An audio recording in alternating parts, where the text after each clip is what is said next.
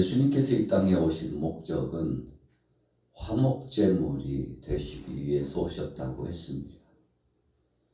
하나님과 우리 사람 사이에 막힌 담을 헐고 하나님과 우리 사람 사이에 불화한 관계가 가까워 회복을 이루지 못하고 멀리 더 떨어지고 간극이 되고 불화의 역사가 계속 진행되고 하나님의 거룩한 그 역사와 영광에 이르지 못하고 영혼이 지옥불의 심판을 받고 죽을 수밖에 없는 이와 같은 너무나도 당연하고 확실한 이런 역사 가운데 그러나 하나님께서 우리를 불쌍히 여기시고 사랑하셔서 하나밖에 없는 독생자 아들 예수 그리스도를 이 땅에 보내주시어 하나님과 우리 사이에 죄로 말미암아 맡겼던 담을 허물어 주셨습니다.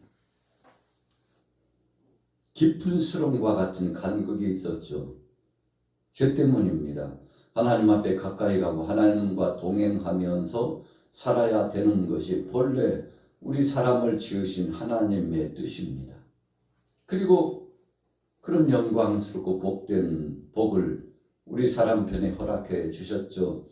그러나 하나님 말씀에 불순종하고 죄를 범함으로 말미암아 이 영광스러우며 감격스러운 하나님의 그 크신 사랑 안에 거하고 동행하는 하나님과 함께 살아갈 수 있는 놀라운 은혜와 복을 저버리고 떨쳐버리고 상실해버린 사람들이 되었죠.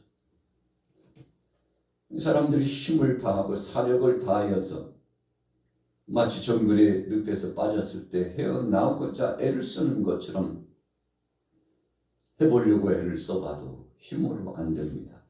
지식으로도 안 됩니다. 물질로도 안 됩니다. 명예나 권세로도 이 죄의 문제를 해결할 수 없습니다. 어떤 철학적인 논제를 가지고서도 어떤 이론과 사상으로서도 해결할 수 없습니다. 하나님은 우리 사람을 사랑하시고 긍휼히 여기시지만 죄는 미워하시는 분입니다. 그래서 오늘 저와 여러분들 속에 일상 중에 죄가 머물고 있으면 그때부터 비극입니다. 죄가 머물고 있으면 그때부터 우리 속에서 성령님이 떠나고 죄가 들어오고 죄가 역사되기 시작하면 복은커녕 저주와 심판을 받을 수밖에 없고 사람들 간에 살아갈 때 전쟁과 기근과 난리와 여러 가지 질병의 고통과 그리고 눈물과 탄식과 한숨이 계속 되는 겁니다. 세상이 이렇게 불완전하고 어지러운 이유는 세상 사람들은 뭐라고 말할지 몰라도 우리가 믿음 안에서 말씀 안에서 보면 이 모든 것이 다 죄 때문에 온 것입니다. 하나님 앞에 죄를 범하고 우리 스스로 우리 안에 죄를 범함으로 말미암아 놀랍고 영광스러운 파라다이스 이 천국의 하나님의 은총이 사라져버리고 하나님이 주신 복된 역사가 우리를 떠나고 하루하루가 지옥 같은 삶을 살게 되는 것이죠. 그래서 우리가 이 우주 만물에 또 적극적으로 이 지구촌 안에 보면 전쟁이 계속 끊이잖아요. 지역 간의 다툼이 끊이잖아요. 심지어는 우리 대한민국도 보세요. 한민족이고 사랑을 나누고 살아야 될 이 국민들이 쫙 갈라지고 몇 갈래로 갈라져 있는지 몰라요. 표면적으로 보면 그냥 한두 갈래 갈라진 것 같지만 더 깊이 들어가 보면 또 이런 이유 때문에 갈라지고 저런 이유 때문에 갈라지고 이런 생각과 이런 목적 때문에 갈라지고 그래서 갈기 다 찢어져 있지 않습니까? 그래서 어떤 사람이 그러더라고. 아이고 우리 대한민국 안에서도 통일하기 힘든데 대한민국뿐이야 집안에서도 가족끼리도 하나 되기 힘든데 어떻게 하나 될 수가 있겠냐고 통일은 고사하고 우리가 생명부지하고 일상을 살아가는 것도 힘들다고 누구 이야기할 거 없고 누구 탓할 거 없고 우리 자신들을 한번 보라고 마음이 얼마나 분분한지 그냥 가까이 있는 사람들이 모여서 하루 식사 함께 하고 차 한 잔 마시려고 모여도 여러분 주문할 때 한번 보세요. 달라요.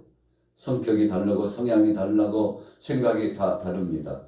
여러분 이런 것들이 그냥 우연히 어쩌다 보니까 시작된 것이 아니고 죄로 말미암아 왔다는 사실을 세상에 어디에서도 말하지 않지만 성경은 분명히 말씀하고 있습니다. 그래서 오늘 예수님께서 너희가 제단 앞에 와서 하나님 앞에 제물을 드리고 예배하려고 생각하다가 그래도 하나님이 은혜를 주셔서 죄가 생각나거든 그랬어요. 생각나거든이라는 것은 기회를 주신다는 겁니다. 죄가 생각나거든, 불화했던 것이 생각나거든, 서로 충돌과 갈등이 있어서 깊은 고리를 끊어내지 못하고 쓴뿌리와 같은 것을 이 마음에서 뽑아내지 못하고 꽁 하고 있어가지고 여러분 그 마음속에 부담되고 껄끄러움이 계속 가득 차 있는데 여러분 이것이 바로 지옥인 겁니다. 지옥이 따로 있는 것이 아니고요. 예수님께서도 천국이 여기 있다 저기 있다 하지 말라 너희 마음속에 있다 그랬는데 반대로 상반되게 지옥도 따로 있는 것이 아니라 먼저 우리 마음속에 이 엄청난 심판의 지옥 같은 것이 들어온다는 것을 알 수 있습니다. 여러분 그래서 가장 행복한 사람은 어떤 사람입니까? 마음에 그리스도의 평화가 찾아왔을 때 행복한 것입니다. 물질이 있고 명예가 있고 권세가 있고 조건부적으로 이런저런 것들이 잘 맞아가지고 갖춰져 있는 것 그것이 행복인 것 같은데 마음 불편해 보세요.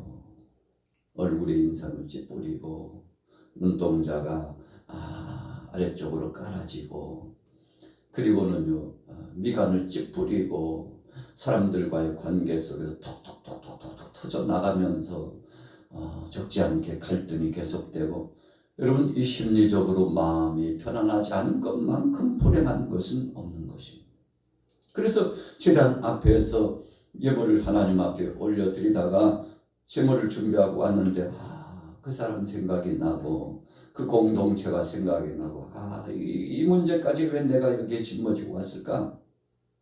그렇게 하나님께서 생각나게 하시거든 즉시 가서 해가 지기 전에 즉시 가서 그 문제를 풀고 서로 화해하고 화목하고 갈등을 내려놓고 여러분 그래서 세상에서 멋진 사람이 어떤 사람이니까 화해를 먼저 화친을 먼저 손을 내밀어 청하는 사람이 멋진 사람입니다. 왜요? 주님의 말씀을 순종하는 사람이기 때문에 가장 불행하고 가장 나쁜 사람이 누굽니까? 먼저 마음 문을 닫고 갈등의 고리를 갖는 사람이 가장 나쁜 사람입니다. 여러분 오늘 주님이 주신 말씀이에요. 그렇게 살지 말라고 말씀하고 있습니다. 심지어는 살인죄가 얼마나 큰 줄 아느냐 심판을 피하지 못한다 말씀하시면서도 형제에 대해서 자매에 대해서 이웃에 대해서 나가라고 그리고 가진 욕을 하면서 상대를 힐난하고 조롱하는 이런 사람이야말로 하나님의 심판을 피하지 못할 것이다. 여러분 예수님이 주신 말씀을 보면 어떤 때는 섬뜩하고요 두렵고 떨리는 말씀들이 굉장히 많습니다. 주님은 돌려 말씀하지 않고 직설적으로 말씀했습니다. 죄의 문제에 관한 한 직설적으로 말씀하셨어요. 그리고 그 죄 가운데서 깨어나서 새 삶을 살기를 주님은 원하셨습니다. 감사한 것이죠. 왜 그렇습니까? 우리의 잘못되고 나쁜 습성을 깨우치고 변화를 경험하고 하나님 뜻대로 살고 복을 누리고 살도록 하시기 위해서 주님이 그렇게 하시는 거죠. 그래서 하나님께서 말씀을 통해서 채찍막대기를 양심을 통해서 채찍막대기를 그리고 우리의 삶을 통해서 어떤 사람의 입을 열어가지고 채찍막대기를 여러분 하나님의 이 말씀을 어떤 메신저를 통해서 전해주시고 들려주시고 깨닫게 하는 것은 참 복된 겁니다. 관심 없으면 사랑 없으면 버리운 자라고 그랬습니다. 버리운 자가 되는 것은 사생자가 되는 것입니다. 여러분 얼마나 불행한 사람입니까? 그러나 하나님이 사랑하시기 때문에 채찍 막대기를 드시고 사랑하시기 때문에 양심의 심판을 통해서 두근두근 초조하고 불안하고 내가 이러면 안 되는데 이렇게 살면 안 되는데 여러분 그래서 돌이켜서 즉시 성령께서 이 속에서 발동하시고 주님의 능력의 말씀이 우리의 심장을 찌르고 변화를 경험하도록 할 때 아멘 아멘 아멘 하고 그 말씀을 받아들이게 되는데 여러분 빨리 말씀을 받아들일수록 지혜로운 것이고 복된 것입니다.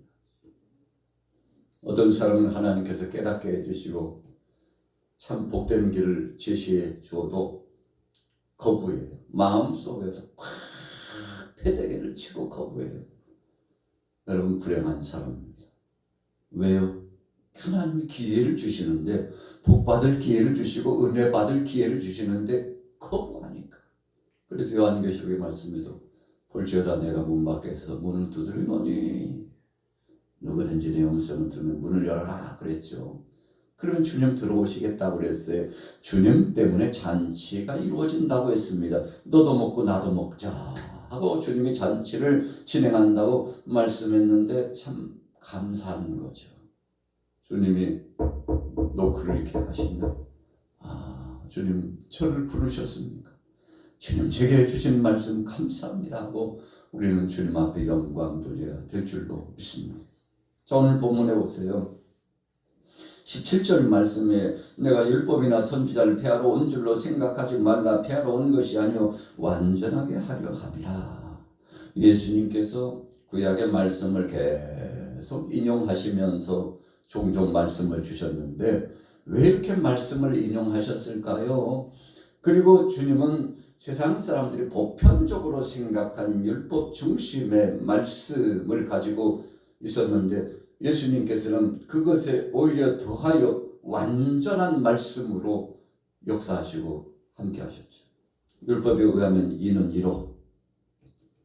그래서 행한 대로 심판을 받는 것이 마땅하다고 했는데 예수님께서 뭐라고 말씀하셨습니까? 그러나 그럼에도 불구하고 용서하라. 사랑하라. 그를 품으라. 하나님의 사랑으로 용서하되 70번씩 7번까지도 용서하라고 말씀했어요. 그래서 한간에 많은 사람들이 오해했습니다. 아니 저가 율법을 폐하러 왔나? 하나님의 말씀에는 이로 갚으라고 말씀하셨는데